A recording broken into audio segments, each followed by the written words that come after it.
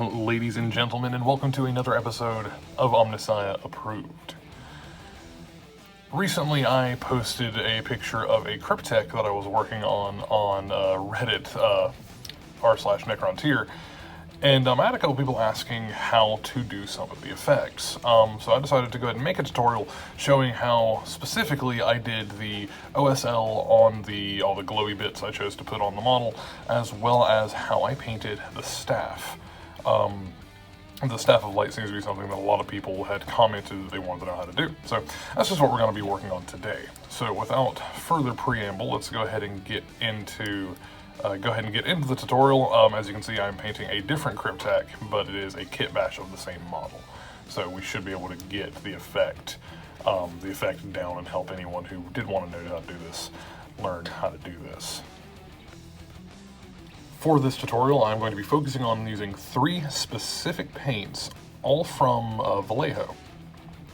We have Vallejo Model Air Blue, Vallejo Model Air Light Blue, and then Vallejo Model Color Light Turquoise.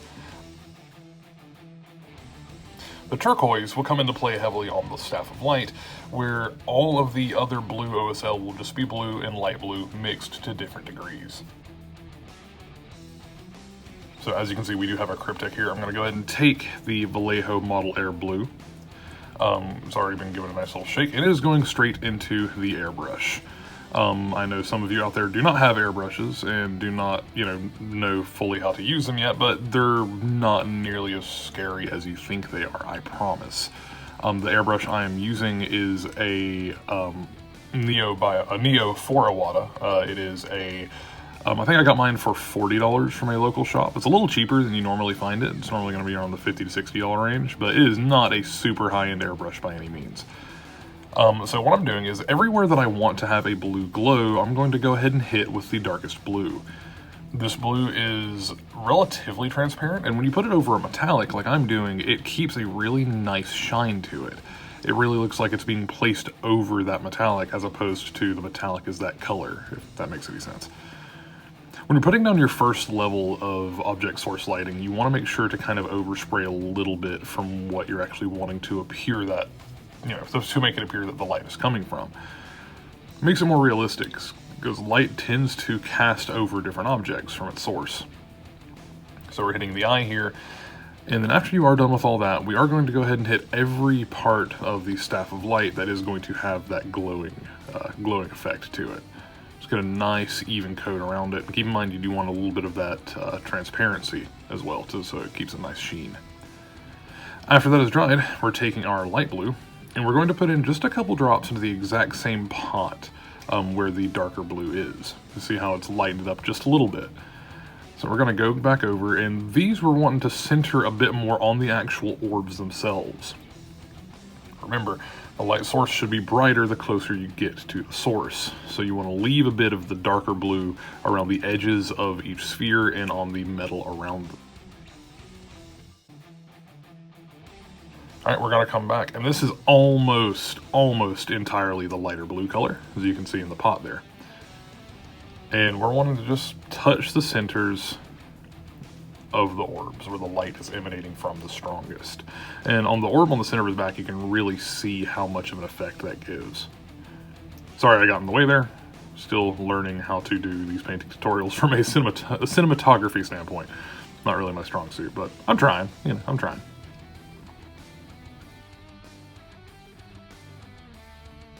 You can skip this step if you really want to, but I'm taking a couple drops of Vallejo Model Air White and just dropping it into the pot to do one final highlight. I guess I'm just looking at it now, I do remember it not being quite as bright as I wanted it to be. And like I said, it's just a very, very gentle dusting of the white over top. I'll say the goal here is to make it look like it's actually glowing. That's, obviously the objective of OSL.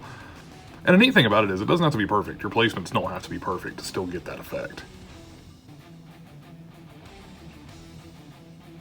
Alright, so now that we're done with the OSL on the actual body itself, we're going to move on to the Staff of Light.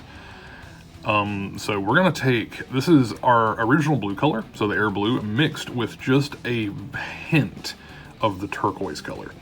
And the name of the game here is you're going to be working from the center out.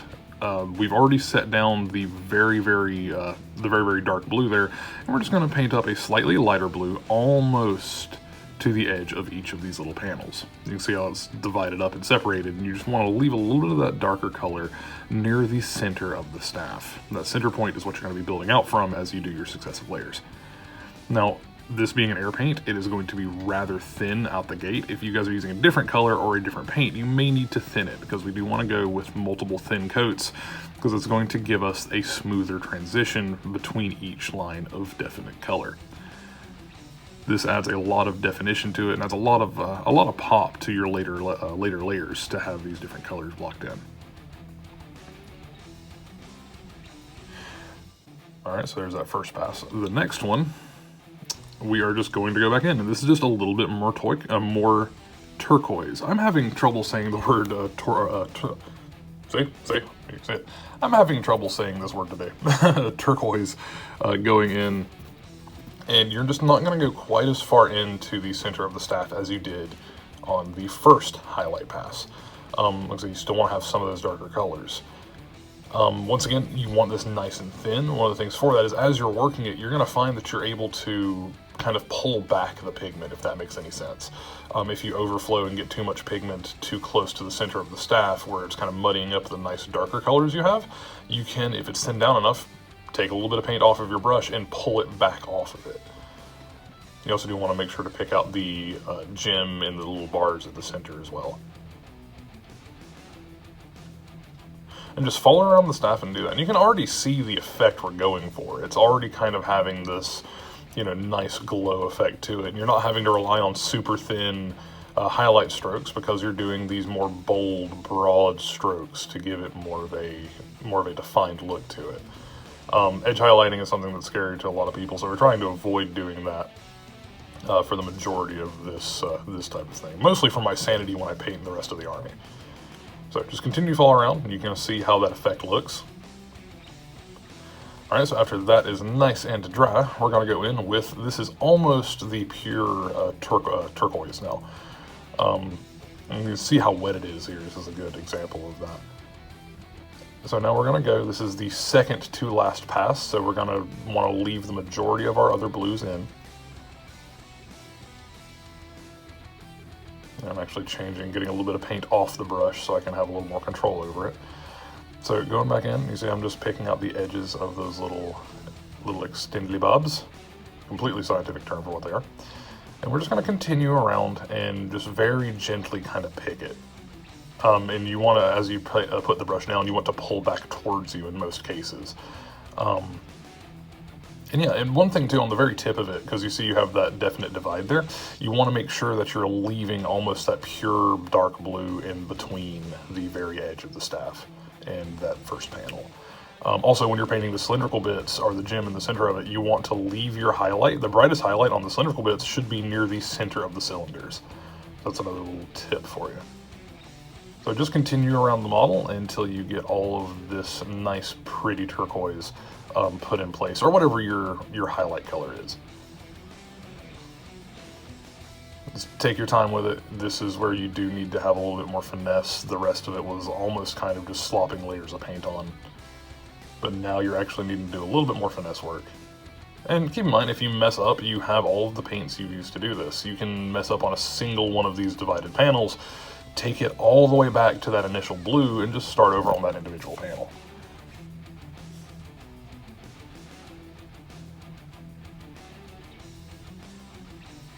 So just keep working on it. You'll get the hang of it. And you see how that looks. All right, now we're on to the last pass. So this is Vallejo model white with a little bit of the turquoise going back, and we're going to do almost an edge highlight. Just a smidge. It's basically a thick edge highlight around the edge of the staff. And you just want to pick out the most pronounced edges of them. And for the longer places on the actual model where there's more consistent flat surface, you want to use the side of your brush. Don't think you need to rely on the tip. You have just as much useful paint on the side of the bristles as you do on the tip of them. So if you can run the edge of the brush along the edge of an area, do so. It will pick up that color and you will have a much smoother edge highlight without having to put in nearly as much effort. Like when I learned how to do that, it just completely saved me as far as my sanity learning how to edge highlight. But yeah, so just continue around, pick out all of the sharpest areas. You don't need a lot of this. A little dab will do you, because the effect at the end, after everything is dried and blended together, is going to look really, really nice and striking. It just gives you those points of interest to make it look like the staff itself is emanating a bit of energy, which at the end of the day is what we wanted.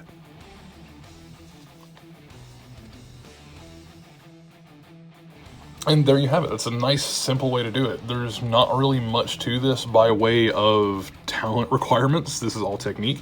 90% of painting anything, in my opinion, painting minis especially though, is technique. It's all learning these little things of how you do it, and then you can develop your skills and get better. You don't need to have a natural talent for it. You don't need to have a natural knack for it. You just need to know the techniques, and you need to practice those techniques. Once you get the techniques down, it becomes easier every single time, and your models will become much, much better. Here are the two Crypteks side by side, so you see it's able to get a relatively consistent color scheme to them. There's a bit of a difference in the color between the two, but that's more of my experimentation between colors to work on this scheme for my upcoming Necron Army that you'll be seeing more of on the channel very, very soon. But thank you all for watching. This has been Jake, and I hope that this was helpful for someone out there wanting to paint up a little bit of fanciness for their Necron army. Until next time, this tutorial has been Omnisci approved. Thanks, guys.